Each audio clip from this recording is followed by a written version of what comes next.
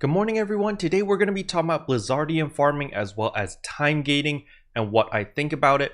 I originally made a rant video which was supposed to come out today, but I decided to scrap that video because it was, it just sounded really complainy and really whiny about really silly things. And I was just like, no, I want to do a more objective take on this, as well as offer a solution. So if there are any SEGA employees that happen to stumble upon my video, they can maybe suggest it to the development team and maybe they can make this happen, or at least avoid this issue from happening in the future. But first of all, if you're new to the channel, I upload NGS content daily. So if you do play this game, I would really appreciate a subscribe as it really helps out the channel. Anyway, without further ado, let's begin the video.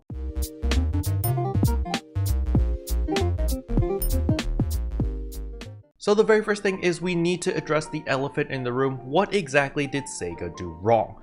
The very first thing that I really didn't like is, of course, the 3 equalizer kills in order to unlock Reso's shop so that we could actually have a chance of crafting our 7-star rarity weapons as well as buying our 20 Blizzadium every single week.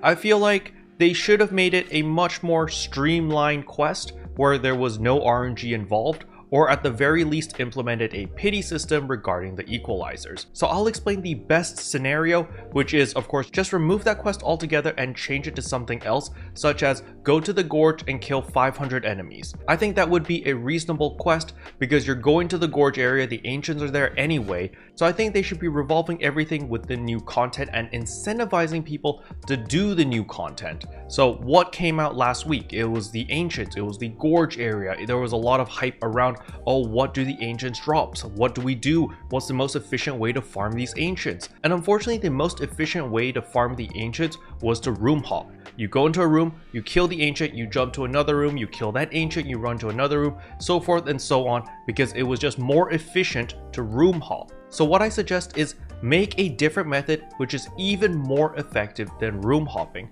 So what is this method, you may ask? It's actually quite simple. After you kill the ancients, we have a visible timer where we can see this ancient's going to respawn in 13 minutes, 15 minutes, whatever.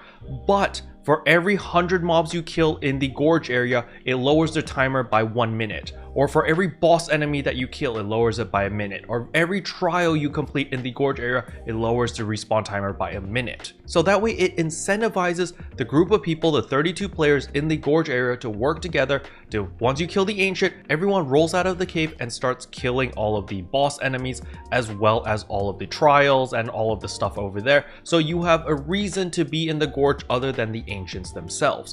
But more importantly, I would like to see Blizzadium added into the drop table for the mobs in the gorge. Any mob that is level 64 or above should have a chance of dropping Blizzadium. I don't need it to be 100%, right? So let's say maybe you have like a 20% chance or even a 10% chance of Blizzadium dropping when you kill the ancient. But when you kill the regular mobs in the gorge area, maybe it's just like the gold boxes. You have a 3% chance of it dropping Blizzadium. So it's still rare, so people can't just immediately rush to their Kaiser weapons, but that way it gives people a sense of progression. When you kill the ancient, there's a chance of you getting the 7-star rarity weapon straight off the bat. If you get that, you hit the jackpot, you're done, congratulations.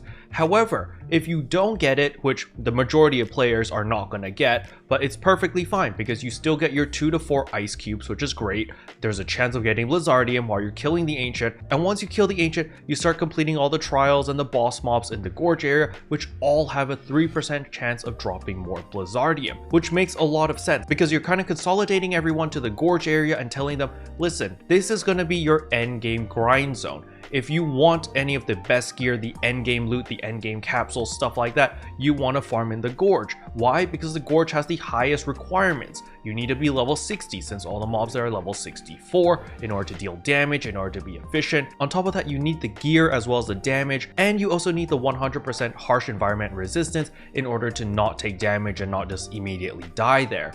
So I feel like they should have been pushing a lot of content and a lot of people to the gorge area and give people a lot of incentives to do the gorge content. And on top of this, they should have also introduced dailies as well as weeklies as well as limited time quests, which also revolve around the gorge area, which assisted players in getting their 7-star rarity weapons. Now it doesn't have to be something crazy, you know, it doesn't have to give you hundreds of Blizzadium, but I do believe that it should give you a little bit. It should incentivize people being like, oh, I want to log in today because I want to make sure that I do my dailies, I want to make sure I do my weeklies, I want to make sure that I do all of the things that the game has to offer because it's interesting, it's engaging, it's fun. Right now, unfortunately, there is a meta of just room hopping. So this is when everyone makes their own private room with a password, and then we're gold box farming. Now, the reason why everyone is doing it is because it is the most efficient method. It is the least fun in my personal opinion, but it gets the job done as quick as possible. And so people are willing to suck it up and go, okay, whatever, we're gonna do it because I want my 7-star rarity weapon, I want my Kaiser weapon, so I'm gonna do this really boring farm for several hours, you know, 10, 20, 30 hours, and boom, they finally get their 7-star weapon. But in the process, they're like, man, this game really sucks, and they just feel really bad, and they're just repeating the same process over and over. And I don't think that is good game design. Good game design should encourage players to have fun, to play the game, to socialize, to do whatever the heck they want, and enjoy themselves while working towards a goal, so that when they finally achieve that goal, which in this case is of course the 7-star rarity weapons, they're like, yes, I did it, and I had fun in the process. What you want to avoid is, yes, I finally did it, I'm never gonna do this thing again.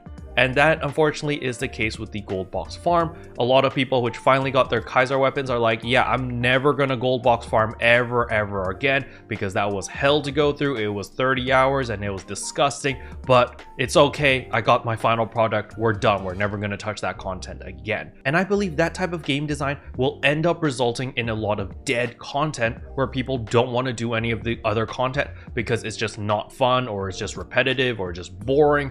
And unfortunately, that is what's going to happen with the gold box farming. People aren't going to go out of their way and be like, yo, let's go gold box farming together. Like, it just doesn't make sense. It really doesn't make sense. So in conclusion, I'd like to see SEGA step up more and look into specific game designs and systems before actually implementing them. Maybe even ask for the community's feedback and see what we think about XYZ ideas, because I really believe that the community can provide a lot of feedback as well as good suggestions to solve a lot of issues that the game has right now. So I would really like to see SEGA reach out to us. Special thanks to all the members for supporting the channel. It really means a lot to me. Thank you again. But yeah, that's all I wanted to cover in today's video. Hopefully you guys enjoyed it. If you did, I would appreciate a like and a subscribe, and I'll see you guys in tomorrow's video.